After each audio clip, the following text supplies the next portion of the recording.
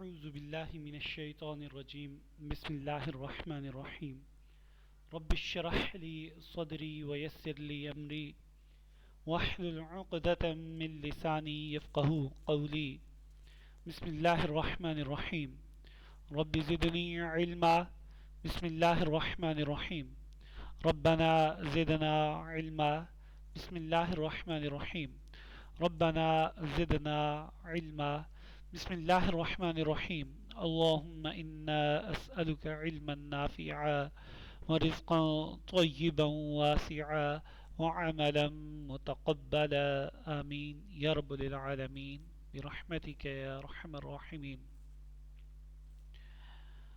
सही बुखारी हदीस नंबर 5678। रावी बयान फरमाते हैं कि नबी करीम सल्लल्लाहु अलैहि वसल्लम ने फरमाया कि अल्लाह ताला ने कोई ऐसी बीमारी नहीं उतारी जिसकी दवा भी नाजिल ना की हो।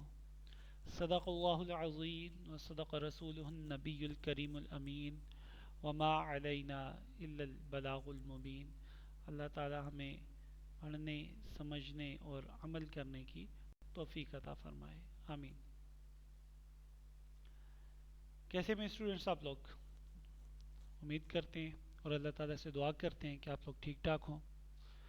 जैसा कि आप लोगों के इल्म में है कि मौजूदा सूरत हाल के पेश नज़र अभी यूनिवर्सिटीज़ में तो क्लासेस नहीं हो सकती, तो यूनिवर्सिटी ने इस चीज़ का एहतमाम किया है कि आप लोगों के लिए ऑनलाइन क्लासेस अरेंज की जाएं। उसी सिलसिले में गूगल क्लास पे classes.google.com पे आप लोगों के लिए सब सब्जेक्ट्स की क्लासेस बना दी गई हैं और उसी पे आप लोगों को मटेरियल भी अवेलेबल हो जाएगा, सारी गाइडलाइन भी मिल जाएगी इंशाअल्लाह ताला अल अज़ीज़। आज हम लोगों का ये जो सेशन है ये भी इसी सिलसिले में है। वर्कशॉप प्रैक्टिस की लैब नंबर 8 हम लोगों ने करनी है, क्योंकि लैब 7 तक हम लोग कर चुके हुए हैं ना यूनिवर्सिटी में, ठीक है।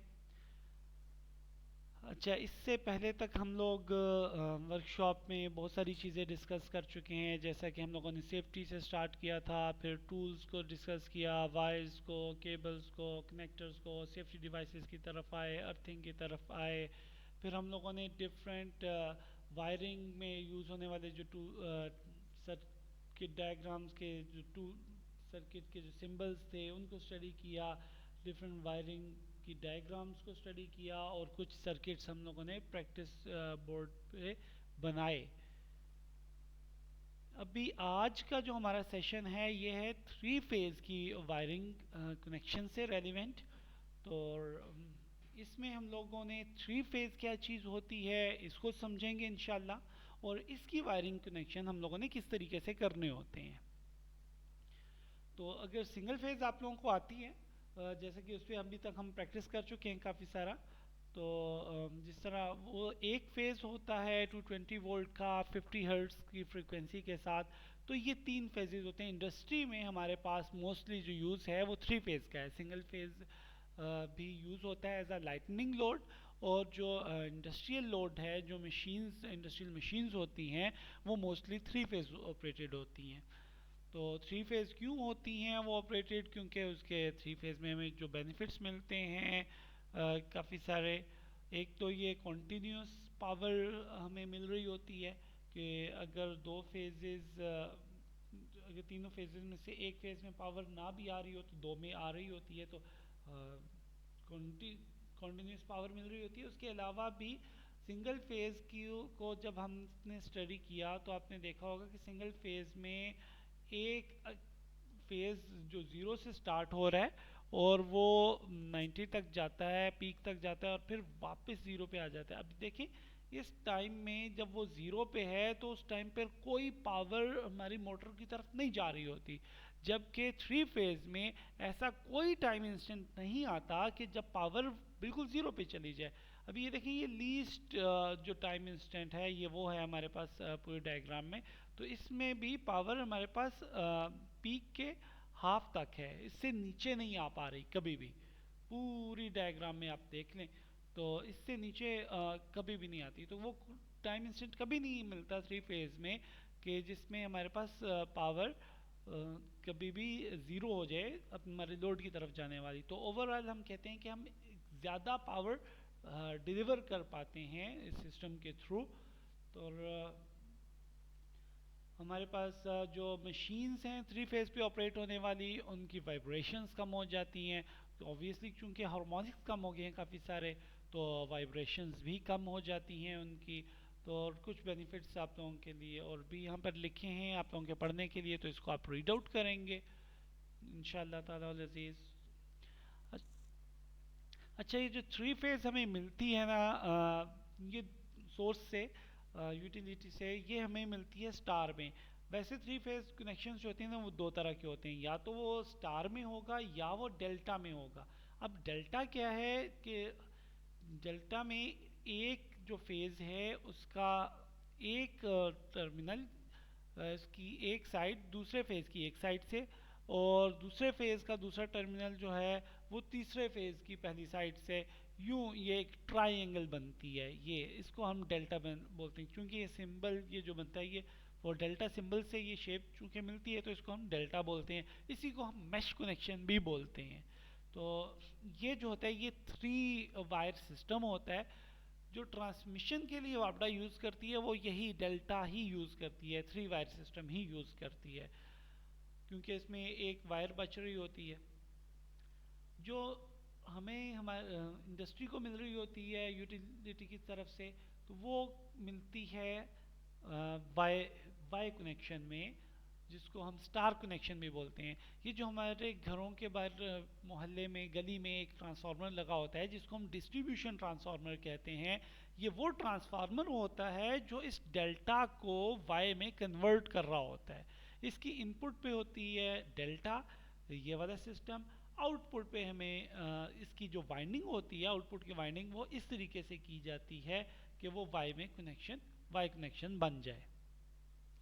अब ये जो वाई कनेक्शन है जिसको हम स्टार कनेक्शन भी कह रहे हैं, इसमें तीन तो हमारे पास फेजेस हैं सीधे सीधे। ये फोर वायर सिस्टम है, फोर वायर्स में से तीन जो हैं वो सीधे सीधे फेजेस हैं, लाइन 1 लाइन 2 और लाइन 3। और एक पॉइंट जो है वो कॉमन पॉइंट है तीनों फेजेस का। एक एक पॉइंट तीनों फेजेस से इकट्ठा करके मिला के एक पॉइंट बना दिया जिसको हमने न्यूट्रल का नाम दिया है। अब जो हमारे घरों में आ रही होती है ना वो एक ये लाइन और एक ये फेज, ये जो न्यूट्रल है लाइन और न्यूट्रल, ये दो पॉइंट्स से उठ के हमारे घरों में आ रही होती है जिसको हम फेज वोल्टेज बोलते हैं। ठीक है, अब ये एक लाइन से जो लाइन तक के जो वोल्टेजेस हैं ये कहलाते हैं लाइन वोल्टेजेस, और ये होते हैं यूजुअली 440 वोल्ट्स। और ये जो फेज वोल्टेजेस हैं ये 220 230 वोल्ट्स होते हैं, जो कि एक लाइन से न्यूट्रल तक का वोल्टेज होता है। अब इस लाइन से न्यूट्रल का वोल्टेज ले लें, या इस लाइन से न्यूट्रल का ले लें, या इस लाइन से न्यूट्रल का ले लें, ये वाला, तो ये एक ही बात है। जस्ट सी इट हियर, ये यहाँ पे ये देखें, ये सारे के सारे हमने कहा ये फेज वोल्टेजेस हैं। ठीक है, ये वाला ले लें, इस लाइन का ले लें या इस लाइन का ले लें, ये एक ही होता है जिसको हम फेज वोल्टेज बोलते हैं। जबकि ये जो लाइन से लाइन तक का वोल्टेज है इसको हम लाइन वोल्टेज बोलते हैं, या लाइन टू लाइन वोल्टेज भी बोल देते हैं। ठीक है, अब ये जो फेजेस हैं ये हमें यहाँ पे नज़र आ रहा है कि एक फेज जो हमारा है वो 0 डिग्री पे है, तो दूसरा उससे 120 डिग्री आगे होगा, और तीसरा उससे 120 डिग्री के डिफरेंस पे होगा। तो ओवरऑल ये तीनों फेजेस एक दूसरे के साथ 120 डिग्री के डिफरेंस पे होते हैं। अगर एक फेज हमारा 120 पे है तो एक उससे 120 डिग्री पीछे है, तीसरा फेज उससे 120 डिग्री आगे है। इसी चीज़ को हम यहाँ पर डायग्राम में भी देख सकते हैं, समझ सकते हैं। ये हमारा फर्स्ट फेज है जो कि यहाँ पे ब्लैक वन है, जो हमने कहा कि इस वक्त ये 0 डिग्री पे है। तो ये जो ब्लू वन है ये इससे 120 डिग्री लीडिंग पे है। लीडिंग पे क्या मतलब है कि ये 120 डिग्री उससे आगे आगे चल रहा है। 120 डिग्री अब आगे आगे चलने का क्या मतलब है कि जिस टाइम इंस्टेंट पर ये 0 पर था उस वक्त ये ब्लू वाला किस जगह पर होगा, जिस जगह पर इसने 120 डिग्री पे पहुंचकर होना था। ब्लैक वाले ने, ये देखें ये 120 डिग्री है, ये कॉमन पॉइंट जहाँ पे मिल रहा है। तो जिस जगह पर जिस वक्त इसने ब्लैक वाले ने ये 120 डिग्री पर पहुंचना था, तो 120 डिग्री पर पहुंचकर इस ब्लैक वाले की जो वैल्यू होनी थी 0 डिग्री पर ही ब्लू वाले की वही वैल्यू है। इस वजह से हम कहते हैं कि 120 डिग्री उससे आगे आगे चल रहा है। अब ये से अब आगे चला लें, जब हमारा ब्लैक वाला 90 डिग्री पर पीक पर पहुंचा, तो उस वक्त ब्लू वाला किस वैल्यू पे पहुंच गया, 90 डिग्री प्लस 120 डिग्री पर जो ब्लैक वाले की वैल्यू होनी थी उस जगह पर हमारा ब्लू वाला पहुंच गया, उससे 120 डिग्री आगे आगे चल रहा है। दैट्स वाई इसको हम कहते हैं कि 120 डिग्री लीडिंग फेज है। इसी तरीके से जो तीसरा फेज हमारा बच जाएगा, ये हमारा होगा लैगिंग फेज। ये 120 डिग्री लैग कर रहा है उससे। लैग कर रहे का क्या मतलब है कि उससे 120 डिग्री पीछे पीछे चल रहा है। अब पीछे पीछे चलने का क्या मतलब, बिल्कुल वैसे ही जैसे वो आगे आगे चल रहा था तो वो 120 डिग्री पहले ही उस वैल्यू पे होता था। अभी ये जब हमारा ब्लैक वाला फेज जो फर्स्ट फेज है ये 0 पे है जिस टाइम पर, तो उस वक्त ये जो थर्ड फेज है हमारा जो लैगिंग वाला फेज है, जो इस वक्त यहाँ पे ऑलमोस्ट रेड कलर में शो हो रहा है, इसकी क्या वैल्यू होगी, इसकी वैल्यू वो होगी जो इसकी 120 डिग्री पहले थी। 0 वाले जो फेज की वैल्यू जो 120 डिग्री पहले थी वो इसकी अभी होगी जो 0 डिग्री पे। दूसरे लफ्ज़ों में मैं यूं कहूं कि ये 120 डिग्री का सफ़र जब तय कर लेगा 120 डिग्री के बाद जाकर ये उस वैल्यू पे पहुंचेगा जिस वैल्यू पे हमारा फर्स्ट फेज अभी खड़ा हुआ है। अभी हमारा देखें ये वाला फेज 0 पे है, फर्स्ट फेज ब्लैक वाला 0 डिग्री पे 0 वोल्टेज पे है। तो ये जो लैगिंग वाला फेज है ये 120 डिग्री के बाद जाके उस 0 पे पहुंचेगा जिस 0 पे ये अभी हमारा ब्लैक वाला अभी से पड़ा हुआ है। तो इस तरीके से ये एक हमारा लीडिंग फेज हो गया, एक लैगिंग फेज हो गया, और एक हमारा रेफरेंस फेज हम कह रहे हैं उसको, जिसके रेफरेंस से हमने कहा कि वो लीडिंग है या लैगिंग है। तो आप किसी भी टाइम पे देख लें, किसी भी टाइम इंस्टेंट पर एक फेज जो है वो उससे एक फेज आगे होगा, दूसरा फेज उससे पीछे होगा। कोई भी फेज एक उठा के देख लें, अभी ये वाला उठा के देख लें तो इससे भी इस टाइम इंस्टेंट पर भी एक फेज इससे आगे 120 डिग्री आगे मिलेगा, एक इससे 120 डिग्री पीछे मिलेगा। तो हम एक रेफरेंस से इसको हम ले लेते हैं कि एक उससे 120 डिग्री आगे चल रहा है, एक 120 डिग्री पीछे पीछे चल रहा है। अच्छा, इसी चीज़ को ना थोड़ा मज़ीद समझने के लिए हम करते क्या हैं, हम सिमुलेशन का सहारा लेते हैं। अच्छा, हम पहले ना एक फेज़ देखने की कोशिश करते हैं। ये नहीं,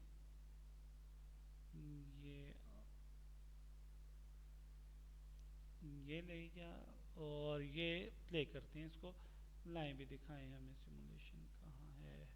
ये एक हमारा अकलौता फेज़ आ गया है, देखें 0 के रेफरेंस के साथ ना, ये एक फेज़ आ गया हमारा।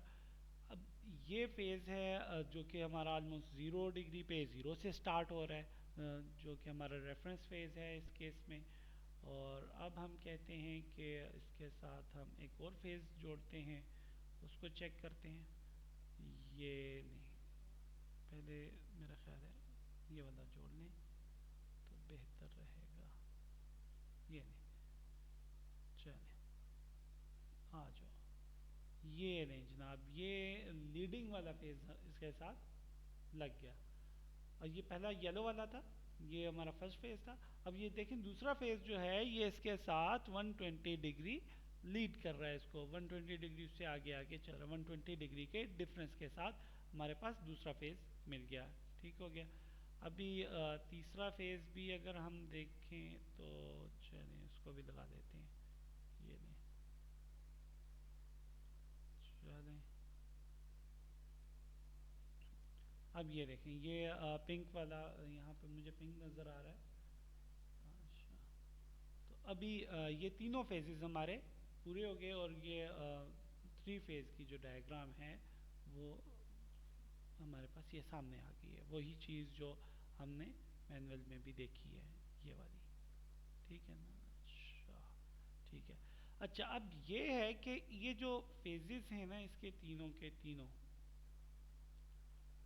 ये कुछ इस तरीके से होते हैं कि जब दो फेजेस इसके पॉजिटिव होंगे ना, तो उस टाइम पर तीसरा फेज नेगेटिव में होगा। इस चीज़ को हम फर्दर समझते हैं इसके थ्रू। ये देखें,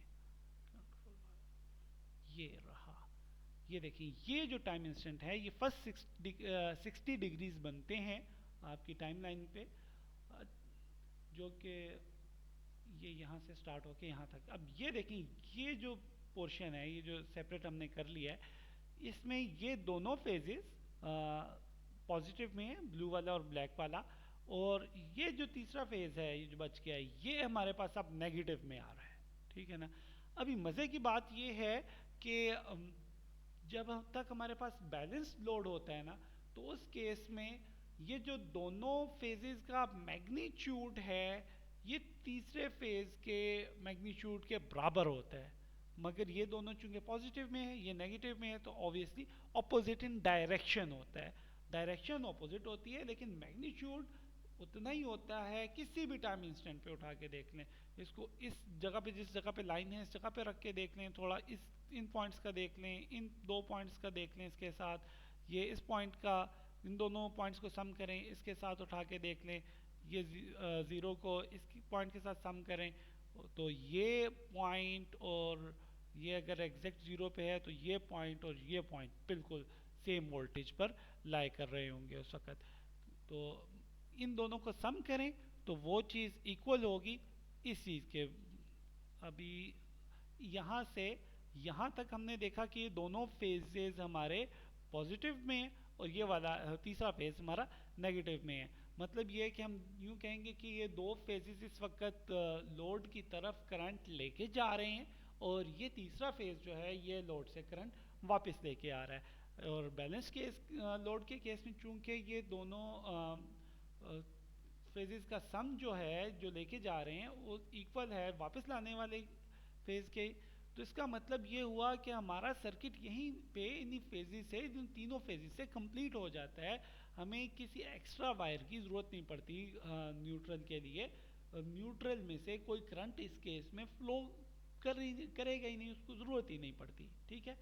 अब भी इससे थोड़ा सा हम अगला पोर्शन देखें, नेक्स्ट 60 डिग्रीज देखें, तो इस पॉइंट से इस पॉइंट तक ये नेक्स्ट 60 डिग्रीज है। इनमें अब क्या हो रहा है कि ये अकेला ब्लैक वाला ये एक पॉजिटिव है, और ये दोनों अब नेगेटिव हो गए हैं। ठीक है। तो इसका मतलब ये हुआ कि अब भी इन दोनों फेजेस का सम करें तो वो इसके इक्वल होगा।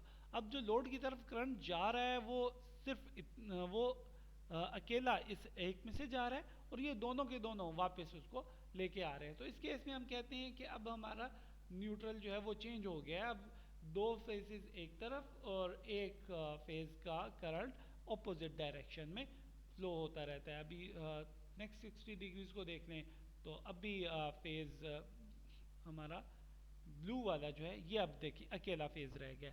सबसे पहले हमने देखा था, इधर देखें, सबसे पहले ये जो थर्ड वन है ये ऑलमोस्ट क्या है, जामनी सा कलर है, पर्पल सा कलर है। तो ये कलर हमारे पास अकेला था।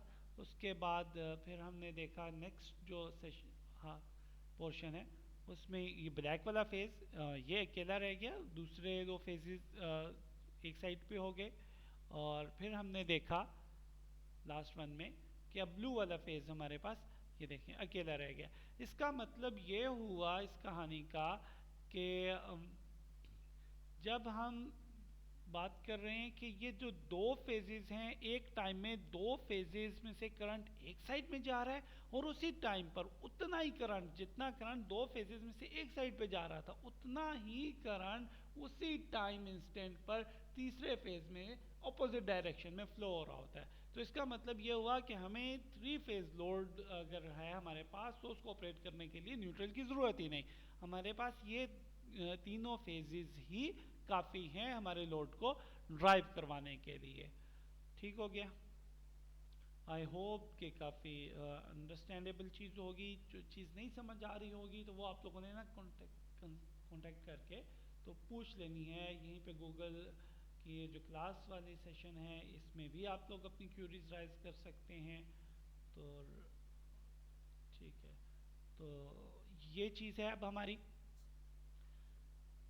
लाइन वोल्टेज को हमने डिस्कस कर लिया कि लाइन वोल्टेजेस हमारे पास 440 होते हैं जो कि लाइन टू लाइन के होते हैं। फेज़ वोल्टेजेस हमारे पास एक लाइन और न्यूट्रल के दरमियान के जो वोल्टेजेस हैं वो फेज़ वोल्टेजेस कहलाते हैं। हमारे पास जो अवेलेबल है होती है यूटिलिटी से, जो इस रेटिंग पे है 220 और 440 वाली, तो ये स्टार में होती है। अलबत्ता अगर जब हमने इससे 3 फेज़ लोड चलाना हो तो हमें न्यूट्रल की ज़रूरत नहीं पड़ती। न्यूट्रल की ज़रूरत हमें तब पड़ती है जब हमने लाइटनिंग लोड लगाना हो। लाइटनिंग लोड से मुराद होती है सिंगल फेज़ लोड, जैसे हमारी लाइट्स होती हैं, पंखे होते हैं, और सिंगल फेज़ की का जो भी लोड है तो वो सारा लाइटनिंग लोड के ज़ुमरे में आता है। तो लाइटनिंग लोड भी जब हमने लगाना होता है ना इंडस्ट्री में, तो हम ऐसा नहीं करते कि एक ही फेज़ पे सारे का सारा लोड डाल दें। हम ये करते हैं, चूँकि 3 फेजेस हमारे पास अवेलेबल होते हैं, तो हम अपने लोड को ना स्प्लिट कर लेते हैं तो 3 पार्ट्स में। तो आधा लोड हम एक फेज़ पे डाल देते हैं, आधा दूसरे फेज़ पे डाल देते हैं, आधा तीसरे पे डाल देते हैं, तो ताकि न्यूट्रल में हमारे पास कम से कम करंट फ्लो हो। इसका फ़ायदा फिर हमें अल्टीमेटली होता है कि न्यूट्रल हम फिर बारीक यूज़ कर लेते हैं, तो ये हमें ज़्यादा मोटी तार न्यूट्रल के लिए ज़रूरत नहीं पड़ती। क्योंकि अगर हमारा लोड बैलेंस्ड होगा तो तीनों फेजेस में ही बैलेंस लोड का मतलब ये होता है कि जितना करंट मेरा इस टाइम पे 2 फेजेस में से गुजर रहा है, तो तीसरा फेज़ वो सारे का सारा वापस ले आए। यूं ही आप समझ लें इसको कि न्यूट्रल में से हमारे पास कोई करंट फ्लो ना हो रहा हो। यूं समझ लें कि तीनों फेजेस बराबर कंट्रीब्यूट कर रहे हों लोड को ऑपरेट करने के लिए। अगर मैं ये करूं कि ये एक फेज़ पे और न्यूट्रल पे लोड डाल दूं और दूसरे फेज़ और न्यूट्रल पे ना डालूं, तो अब ये बैलेंस नहीं रह गया। अब इस फेज़ पे लोड पड़ गया, दूसरे फेज़ पे नहीं है, तो लोड बैलेंस तो नहीं हो सका। हाँ, अगर मैं ये करूं कि एक फेज़ पे और न्यूट्रल पे जितना लोड डाला है उतना ही लोड बाकी दोनों पे भी डाल दूं, तो अब ये लोड बैलेंस हो गया। तो हमारी कोशिश होती है कि लोड को बैलेंस करके रख सकें। एक तो ये ट्रांसफार्मर की प्रोटेक्शन के लिए अच्छा होता है, ट्रांसफार्मर की हेल्थ के लिए अच्छा होता है, दूसरा हमारे अपने सिस्टम के लिए भी बेहतर है। तो ये हमारा पास टोटल जो सिस्टम है 3 फेज़ का, ये वो है। उसके अलावा एक और वीडियो भी मैंने आप लोगों को सेंड की है, होपफुली अभी तक आप लोगों ने देख ली होगी, नहीं देखी तो उसको भी देख लें। काफ़ी सारा कॉन्सेप्ट आपका 3 फेज़ से रेलेवेंट उससे भी इंशाल्लाह क्लियर हो जाएगा। मैग्नीट्यूड्स को डिस्कस कर लिया हमने, फेज़ डिफरेंसेस को डिस्कस कर लिया, डेल्टा और स्टार को डिस्कस कर लिया, और वोल्टेजेस के डिफरेंसेस को भी डिस्कस कर लिया कि जो लाइन टू लाइन है वो 440 वोल्ट्स होता है। ये देखें, ये लाइन टू लाइन के दरमियान जब लोड लगा तो 440 पे आया, लाइन टू न्यूट्रल के दरमियान जब होगा तो ये 230 वोल्ट्स होगा या 220 वोल्ट्स पे होगा। बेनिफिट्स आप इसके कुछ हमने डिस्कस कर लिए, कुछ आप स्टडी कर लेंगे। ये बहुत आसान सी हमारी सर्किट डायग्राम है जिसको हम लोगों ने फॉलो करना है। 3 फेज़ पावर लेनी है, 3 फेजेस उठाने हैं, न्यूट्रल की हमें ज़रूरत नहीं क्योंकि हमने 3 फेज़ लोड, हमारी जो मोटर है वो 3 फेज़ मोटर है, उसको हमने ऑपरेट करना है, इसलिए न्यूट्रल की ज़रूरत नहीं। हाँ, अगर हम ऐसा करें कि तीनों फेजेस से 3 अलग अलग लाइटनिंग सोर्सेज बनाना चाह रहे हैं, तो फिर हम न्यूट्रल भी उठाएंगे और तीनों फेज से अलग अलग न्यूट्रल से कनेक्शन कर लेंगे। फिलहाल जो हमने करना है वो ये है कि तीनों फेजेस पे एक तो वोल्ट मीटर्स लगाए और एमीटर्स से गुजारा उनको, सर्किट ब्रेकर्स से गुजारा, और उठा के हमने जो अपने तीनों फेजेस हैं वो मोटर को दे दिए। सप्लाई हमने मोटर को दे दी, ब्रेकर ऑन करेंगे तो मोटर ऑन हो जाएगी इंशाल्लाह। रिजल्ट हमने उठा के स्कोप पे भी देख लिया। स्कोप पे हमें जो हमारे पास अवेलेबल स्कोप है इस वक्त, उस पर हम मैक्सिमम 2 चैनल्स को देख सकेंगे।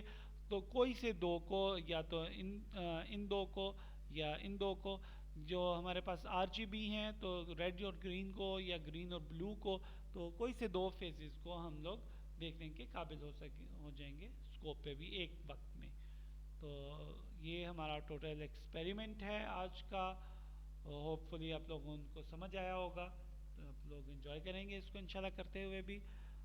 तो अगर कोई क्वेश्चन हो, कोई कन्फ्यूजन हो, तो प्लीज़ पूछ लीजिएगा उसको। उसको कन्फ्यूजन रहने नहीं देना, पूछ लेना है ज़रूर।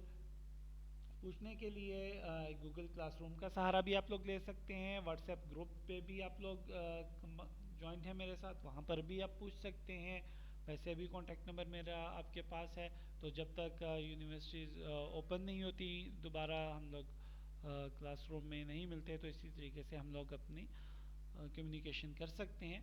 और कोशिश ये करनी है कि किसी किस्म का हर्ज ना हो पढ़ाई का, तो वो साथ के साथ हम लोग इसको कंटिन्यू कर पाएँ। तो होपफुली इंशाल्लाह सब कुछ अच्छा रहेगा। आज के लिए मेरा ख्याल बस इतना ही अभी के लिए। ठीक है, फिर अल्लाह हाफ़िज़।